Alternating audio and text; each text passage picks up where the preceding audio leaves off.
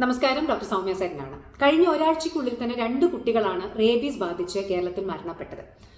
രണ്ടുപേരും ഇമ്മ്യൂണോഗ്ലോബിനും അതുപോലെ തന്നെ വാക്സിനേഷനും ഒക്കെ എടുത്ത കുട്ടികളായിരുന്നു. പക്ഷേ നമ്മൾ ഇതിന് മുമ്പത്തെ ടോപ്പിൽ പറഞ്ഞ പോലെ തന്നെ ഈ ആദ്യം മരണപ്പെട്ട കുട്ടിക്ക് കിട്ടിയ കടി എന്ന് പറയുന്നത് തലയിലും, രണ്ടാമത്തെ കുട്ടിക്ക്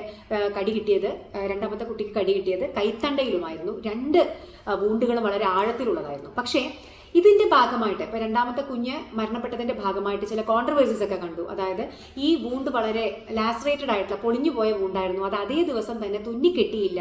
അപ്പൊ അത് ഡോക്ടർമാരുടെ ഭാഗത്തുനിന്ന് സംഭവിച്ചൊരു അനാസ്ഥയാണ്, അത് കാരണമാണ് മരണം സംഭവിച്ചത് എന്നൊക്കെയുള്ള ചില ആരോപണങ്ങൾ ചില ചാനലുകളൊക്കെ ഇങ്ങനെ ബ്രേക്കിംഗ് ആയി കൊടുക്കുന്നത് കണ്ടു. അപ്പോൾ അതുകൊണ്ടാണ് ഇന്ന് ഞാൻ അതിലൊരു ക്ലാരിറ്റി വരുത്താമെന്ന് വിചാരിച്ചത്.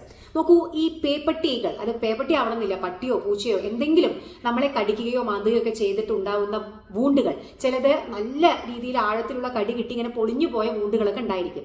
അത് വേറൊരു അവസ്ഥയിൽ, ഇപ്പൊ നിങ്ങളൊരു റോഡ് ട്രാഫിക് ആക്സിഡന്റ് ആണെന്ന് വെക്കുക, അത് നോർമൽ രീതിയിൽ അതെല്ലാം ക്ലീൻ ചെയ്ത് അപ്പം തന്നെ നമ്മൾ തുന്നാറുണ്ട്. പക്ഷേ ഈ പട്ടിയും പൂച്ചയും കടിച്ച സന്ദർഭങ്ങളിൽ അത് അപ്പം തന്നെ തുന്നിക്കെട്ടാൻ പാടില്ല. അത് 48 മണിക്കൂറിന് ശേഷം മാത്രമാണ് തുന്നിക്കെട്ടുക. അതെന്തുകൊണ്ടാന്ന് വെച്ച് കഴിഞ്ഞാൽ ഇത് നമുക്കറിയില്ല ഇത് പേപ്പട്ടിയാണോ അല്ലെങ്കിൽ റേബീസ് ഉള്ള പൂച്ചയാണോ എന്നൊന്ന്. അപ്പൊ അത് അങ്ങനെയാണെങ്കിൽ ആ വൂണ്ടിന്റെ ഭാഗത്ത് ധാരാളം വൈറസുകൾ, കാരണം ഇതിന്റെ സലൈവയിലുള്ള ധാരാളം വൈറസുകൾ അവിടെ ഉണ്ടാവും. അപ്പോൾ നമ്മൾ അവിടെ വൂണ്ട് സ്റ്റിച്ച് ചെയ്യുന്ന സമയത്ത് നമുക്കറിയാലോ, നമ്മൾ സ്റ്റിച്ച് ചെയ്യുമ്പോൾ ആ സൂചി കയറി ഇറങ്ങുന്ന ഭാഗത്ത് കുഞ്ഞിതായിട്ടുള്ള മുറിവുകൾ ഉണ്ടാവുന്നുണ്ട്. അത് നമുക്ക് ഒഴിവാക്കാൻ പറ്റില്ല. പക്ഷേ ഇങ്ങനെയൊരു സന്ദർഭത്തിൽ നമ്മൾ അങ്ങനെ തുന്നിക്കെട്ടിക്കഴിഞ്ഞാൽ, ഇമ്മീഡിയറ്റ് ആയിട്ട് തുന്നിക്കെട്ടിക്കഴിഞ്ഞാൽ ഈ ഉണ്ടാവുന്ന ചെറിയ വൂണ്ടുകളിൽ കൂടെ പോലും ഈ വൈറസ് ഉള്ളിലേക്ക് എത്താനുള്ള സാധ്യത കൂടുതലാണ്. അത് വൈറസ് ബാധയെ ഇരട്ടിപ്പിക്കുകയാണ് ചെയ്യുക. അപ്പൊ അതുകൊണ്ട് ട്രീറ്റ്മെന്റ് പ്രോട്ടോകോൾ പറയുന്നത് ഒരു കാരണവശാലും അത് ഉടൻ തന്നെ തുന്നിക്കെട്ടരുത്. 48 മണിക്കൂർ വാക്സിൻ കൊടുത്ത് 48 മണിക്കൂറിന് ശേഷം മാത്രമേ ആ വൂണ്ട് ക്ലോസ് ചെയ്യാൻ പാടുള്ളൂ എന്നാണ്. അപ്പൊ അതൊരു തെറ്റിദ്ധാരണയാണ്. ഒരിക്കലും പട്ടിയോ പൂച്ചയോ കടിച്ച വൂണ്ടുകൾ ഉടൻ തന്നെ തുന്നിക്കെട്ടാൻ പാടില്ല എന്നതാണ് ശാസ്ത്രീയപരമായിട്ടുള്ള പ്രോട്ടോകോൾ.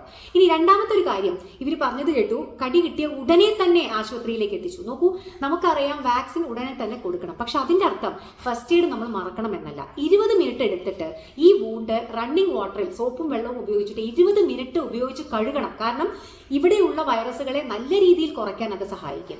അപ്പോൾ വാക്സിന്റെ കൂടെ തന്നെ അത്രയും പ്രധാനപ്പെട്ട ഒരു കാര്യമാണ് ഈ ഫസ്റ്റ് എയ്ഡ്. അപ്പോൾ ഒരിക്കലും കടി കിട്ടിയ ഉടൻ തന്നെ അതേപോലെ ആശുപത്രിയിലേക്ക് ഓടുകയല്ല വേണ്ടത്. ഉടൻ തന്നെ 20 മിനിറ്റ് ഉപയോഗിച്ച് ആ വൂണ്ട് കഴുകുകയാണ് വേണ്ടത്.